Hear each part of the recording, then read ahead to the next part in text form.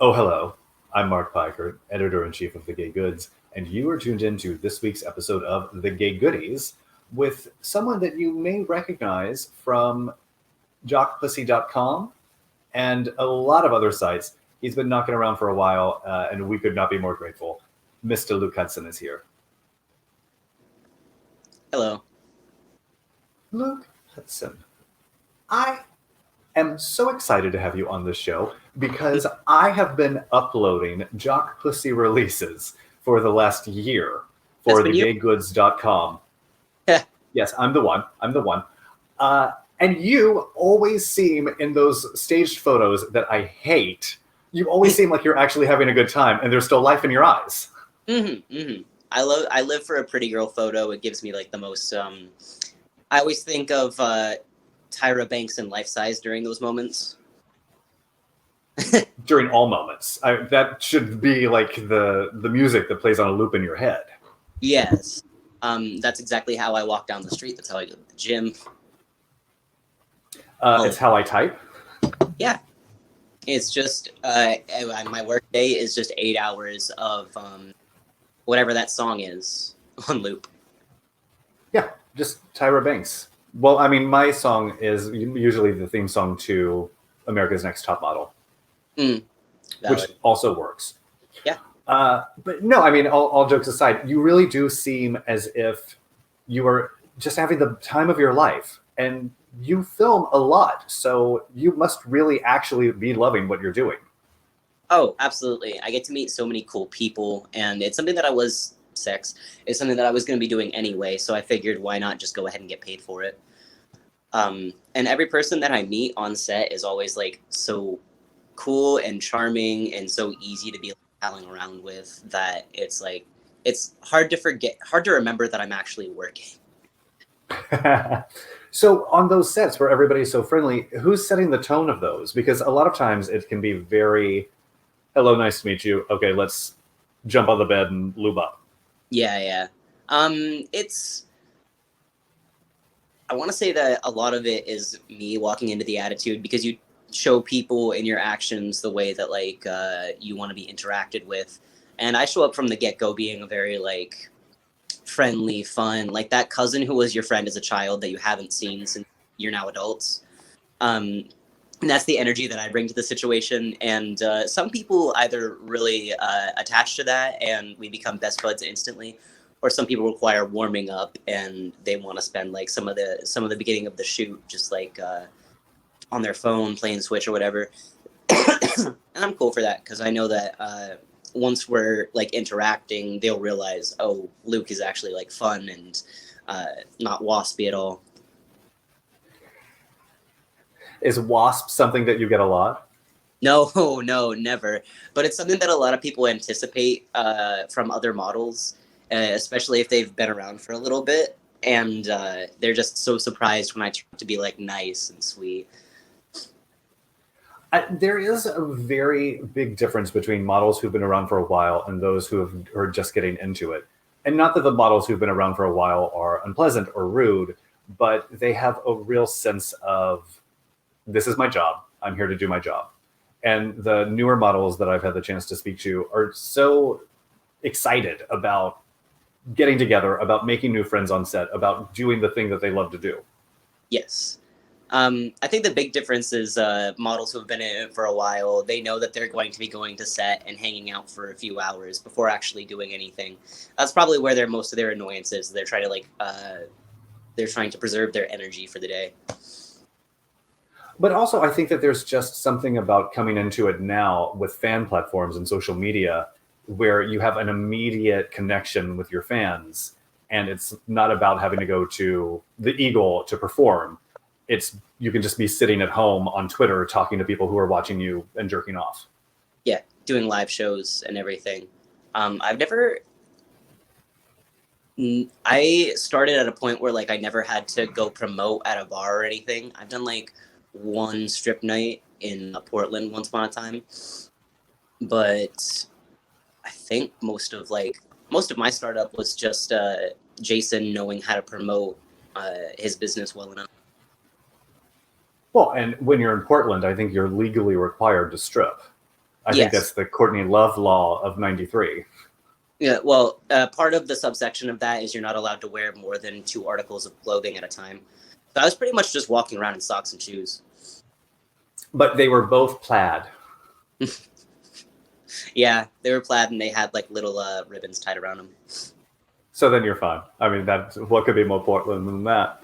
But I mean, you teamed up with Jason Sparks pretty early on, and he knows all about getting amateurs or newcomers the kind of national recognition that makes them into Luke Hudson. Exactly. Of their generation. So how did you and Jason meet? Like all of the good careers that I've had in my life, I got into contact with Jason over a hookup app that homosexuals use. And the first job that I had gotten before that from it was ice cream truck. Like, it seems like the most you're going to be killed and murdered thing, but I was literally just driving an ice cream truck selling ice cream, and I got that gig off of the G app. But back to the actual story. So I was just cruising on the app, and I think I had run into Brogan Reed first, and he directed me to Jason, who was like so surprised because at the time, I think for trans male models, we had like Victor Belmont and Buck Angel and James Darling, I think, were the other ones, and pretty much no one else we were like really aware of at the time. And at the time, it was a big deal that a trans guy would be so willing to like send nudes. And my body was like, I was getting started on the whole fit boy thing. Like, the outline of abs was there, but it wasn't defined. And it looked really good. So he was like, I could make a whole website on you. You just have to go on the road with me for a while. And so the opportunity to quit my day job and go travel the United States sounded really cool to me. And all I had to do was like have some sex in between to like keep that going. And well, I mean, I was going to be doing that anyway. That's what I was on Grindr for. I mean, honestly, I would have just packed Jason Sparks and a camera equipment in that ice cream truck and driven that across country and made money both ways. Every day I wish I could do a porn in the ice cream truck. I contacted my old boss to see if he still has them, and he does. He just needs to figure out if legally I'm allowed to shoot in them. I mean, that is a scene that the world needs. It really is. They need a softer. I need a nice ice cold push pop. So was there ever any hesitancy about doing porn? Let's see. I want to say no, because I've always been very like unafraid to just do things. I think I had almost done a porn beforehand because I was living in Kansas for like the 3 months that I got picked up to do porn. And I almost did like a home porno with this one guy, or I probably would have been murdered in his basement. But I was already like open to the idea. So once a more official... Either way, he would have filmed it. Yes, exactly. Whether I lived or not, he would have filmed it. Yeah. But yeah, no, I think I was already very open to the concept of being a porn model or a nude model or any sort of model. So I didn't really hesitate to jump into the world of porn. What year was this? I want to say 2016. Oh, wow. So, I mean, this has been 5 years and you're still loving it. I don't think that I've ever had a job for 5 years doing anything where I'm like, feels like the first day all over again. Normally I start some beef with somebody and I quit. But this job I haven't had to. All the beef that I start with someone usually ends up it's usually just B-roll. And so JockPussy.com came about because you and Jason got together and he was taken with your burgeoning abs. Yes. And now you're going to have a new site with Jason. Yes. FTMmen.com. So FTM is female to male. So it's female to male men.com. Yeah, it's basically the men.com of FTMs, probably. That I like. I'm on board with that. I'm gonna be Dante Cole for this. It'll be great. You've got the body for it, honestly. We actually have similar chest tattoos too. It's in the same painting style. Oh, the Amy Adams Arrival 2016. Yes, that's what he is. I know it's the Ouroboros, but it does look like a rifle. So what is the difference between JockPussy and FTM Men? I think the difference between JockPussy and FTM Men is I think the goal is to keep FTM Men strictly FTM.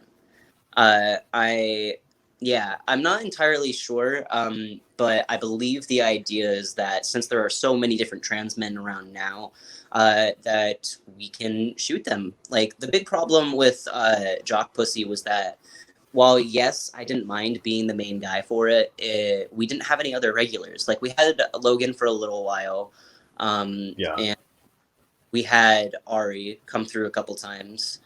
But unfortunately, it was just me. And kind of like when I went to go do the soft guide to FTMs, it was a little bit weird because like it's kind of like you're one person being asked to speak for an entire group of people, and I don't do it exactly the same as other trans men. So it was a lot of amazing attention.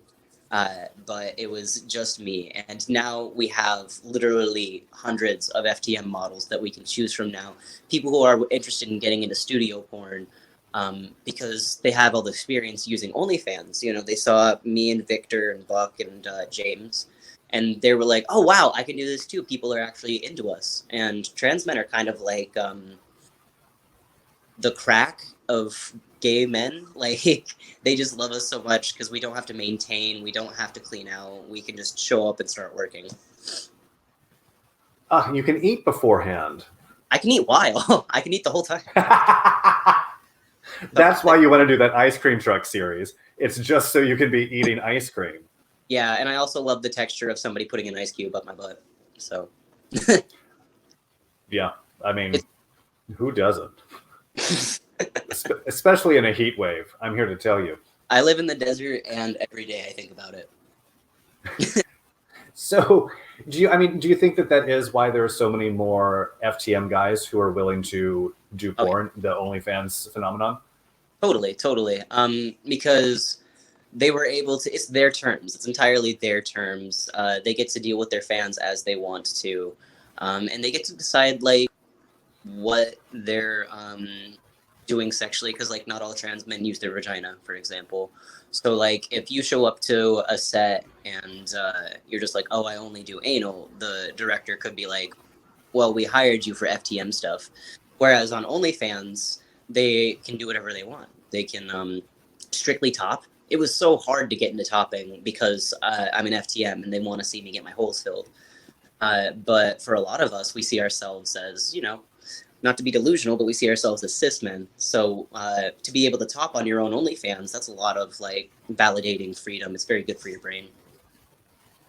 As someone who hates authority and gatekeepers, I love any disruptors. And what OnlyFans and Just for Fans has done to the porn industry, I think is so fascinating because all of a sudden there are no gatekeepers anymore. And anybody with some marketing savvy and who's really good at sex can break through. Oh, yeah. If you can take a good nude of yourself, if you can get good angles of yourself during the sex, it's going to pop right off. And if you keep doing interesting stuff, like you can keep doing one-on-ones that are vanilla, but like after 5 years, I had to start doing things to make it interesting for myself, like, which is harder because OnlyFans, I know, is kind of like closing the radius on how kinky you can get. But I've just been like doing fun things with my friends. We'll sit around and come up with cool concepts for stuff. And porn writes itself, so like we never have to get too into the idea, but of course we do because like we love the production value. Well, and now you're going to be an exclusive with Carnal Media, which is kind of the home for Jason Sparks content.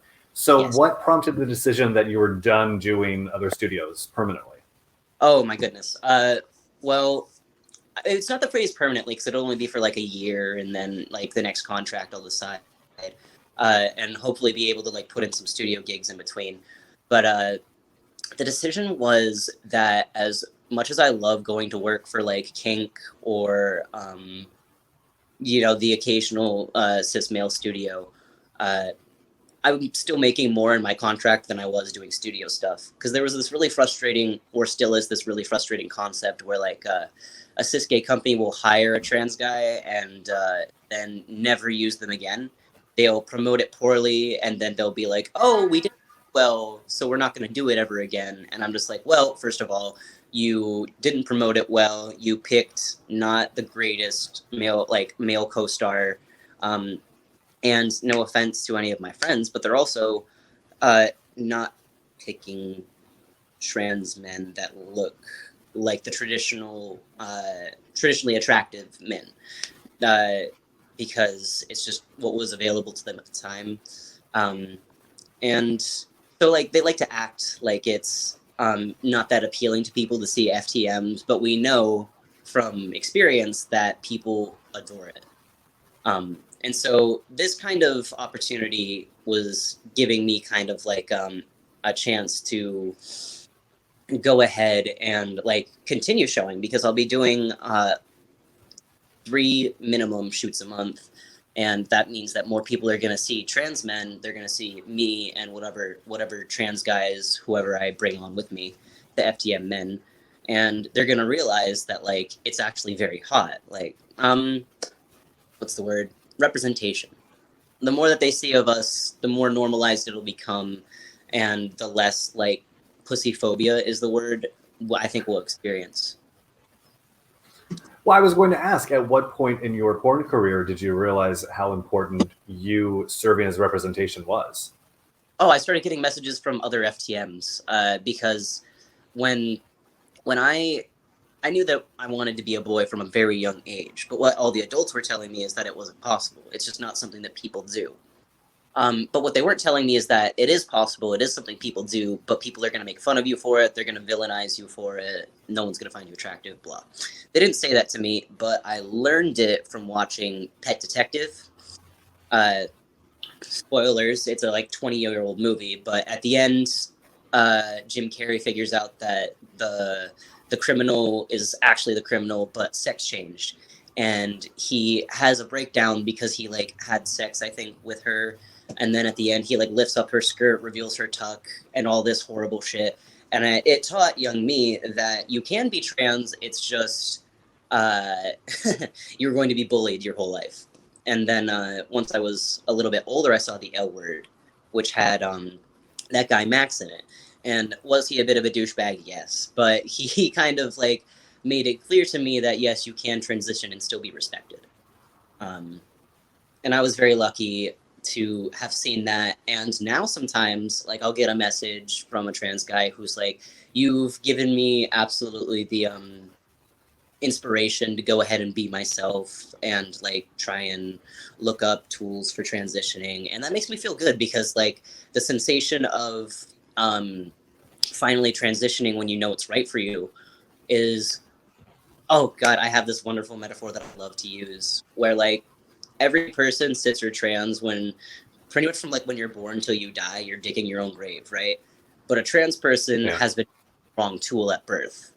So like transitioning, finally admitting that you're trans and pursuing that, is kind of like finally being handed a shovel. Like your life's not going to get specifically like better. You're never going to have to stop digging your grave, but at least now you have the right tools for it.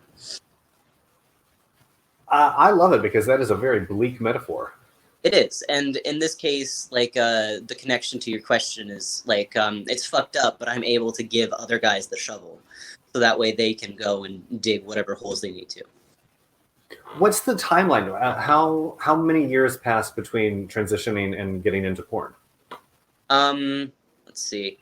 I started my hormones back in like 2013. So about 3 years in, I was excuse me, porn. Wow. Was there any hesitancy about wanting more? Looking back, do you wish that you'd given yourself more time before porn? No, because the only thing that probably would have stopped me is not being like camera ready. But one of the things that my brothers were telling me about being on testosterone is that I needed to work out the aggression. And once I started going to the gym, I realized I freaking love the gym. I love running around circles. I like doing sit-ups and back extensions. So by the time that 3 years had passed, I was already like pretty muscular and really fit. I had a good amount of stamina. So my very first scene with JockPussy was in San Antonio with Brogan Reed and another model. And I just remember the end of it with both of them like panting, sweating, drinking water. And I'm just like, what's up? Let's go to the pool. So how do you define camera ready for yourself now? Camera ready for myself is I've tamed my beard. My hair's not doing anything wild. I have shaved my back. I have put whatever makeup on my back that I need to. And I'm usually like somewhere off trying to do like either chin-ups or curls or something to get like my washboard more popping. I mean, that's my routine every day before I do one of these. Yeah, exactly. It makes sense. You can't see it, but I know it's there. Which is important, yes. Mm-hmm. It's about how you feel when it's how you present yourself. Yes, it's not necessarily how you present yourself on the outside, it's how you feel on the inside. This is such awful advice for trans people.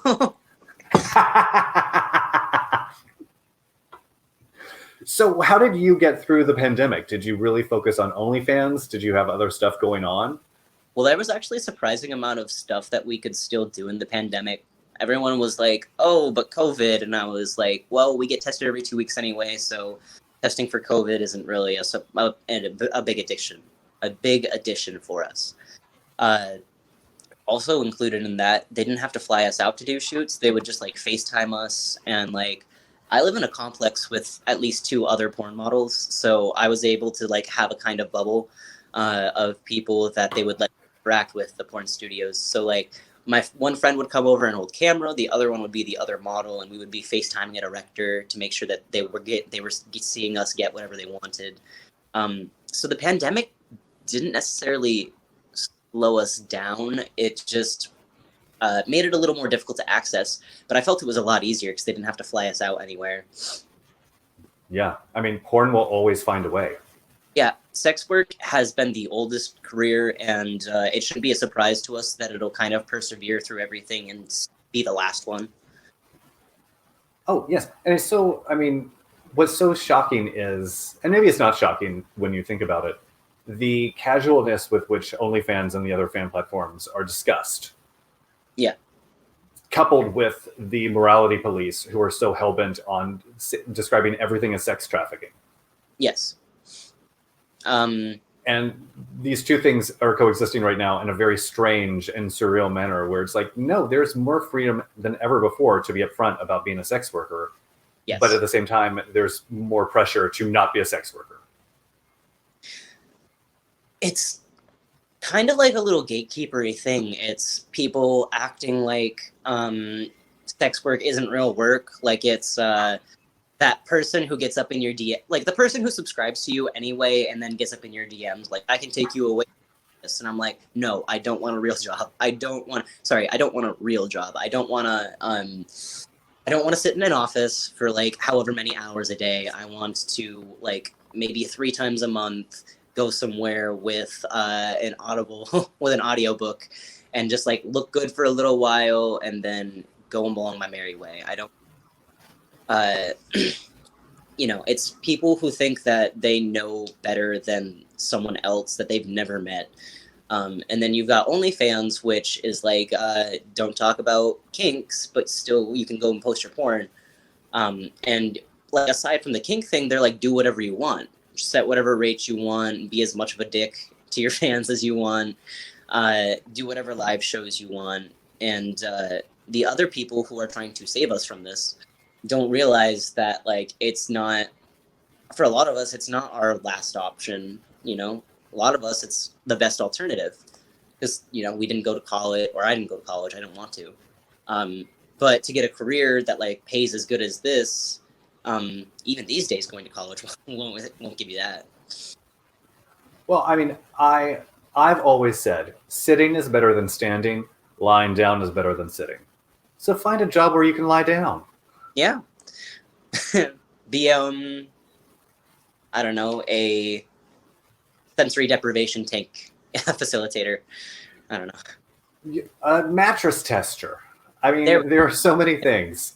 That guy that goes to NASA and just lays in bed for 3 months. Yes, a swimming instructor. I mean, you're just floating. Yeah, totally.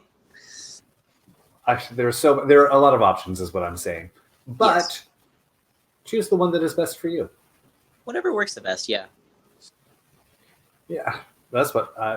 This is all anyone can ask or command. Really, live your own life. Yes, live your truth. It's not that big of a concept, and yet. And yet we refuse to let other people be happy. Like, we think that we know better than others, but we barely even know about ourselves. It's the funniest thing. But it seems like you are extremely happy doing what you've been doing for the last 5 years. And I cannot wait to see FTMmen.com take off in the way that JockPussy, which we didn't even discuss this, but they're the only two, I mean, soon to be the only two regularly updating FTM sites in porn. Yeah. I'm not sure whether FTM.xxx or Bonus Hole Boys has been updating their stuff. But yeah, they're... Yeah, I think that might be the case, because the other FTM sites that were around, those were also Jason, like My FTM Crush and stuff like that. Yeah, those were all also Jason Sparks websites. So it'll be nice, I think, for people to have more regularly updated FTM content, professionally produced. Also instead of being the side dish at a major studio, you get to be the entree at your own studio. Right. Instead of being like one video that you have to sort through 40 other videos and search bar Luke Hudson for, it'll all be right up front, and there'll be like other trans men to select from and show their videos. I'm just so excited because like every time I walk into like kink.com, I'm just like, all right, I want you guys to use this guy, and you know, it only gets as far as I'm willing to like push it onto them. Like my .com one where I was a leprechaun. They asked me first. They were really sensitive about it. They were like, "Would you feel comfortable being a leprechaun?" And I was like, "Yes, but you have to use my friend Ari." And they were like, "Yes, we'll use Ari. He can be an Easter bunny." But I think I had to ask for it no less than 5 times. Not anymore. No, not no more. I can just literally call up any of my FTM friends, and as long as they fit traditional beauty standards, my site can take them. But I mean, how exciting to have paid your dues for 5 years and now be in a producerial position. Oh my god, I love it. I love the actual concept, because like being 5 years in porn, I didn't really think about it until awards season this season, where I was like, wow, 5 years, and the most awards that I get are from like Fleshbot or Raven's Eden, but I'm just really, really excited to help other guys who are starting out in the gig, because it's different starting out as an FTM model. You feel more compelled to say yes to everything, when in fact, like you only need to say yes to about 60% of it. Yeah. I'm so delighted for your success, and I'm so excited for these new guys to get the chance to work with you, because you know what you're doing, clearly. Yeah, and a lot of that is just hanging around Jason for so long, spending like 3 years on the road with him. I basically know how to do a shoot in my sleep. Yeah. Well, that's perfect, because lying down is better than sitting, is better than standing. You're right, and doing it sleepwalking, perfect. Ah, the dream. No consciousness whatsoever. Luke Hudson, thank you so much for joining me. Guys, thank you for tuning in. Check out ftmmen.com when you have a chance. And of course, there's a ton of Luke Hudson already on JockPussy.com. So go there. There will be a special link to join. You can find it on thegaygoods.com. See you next week.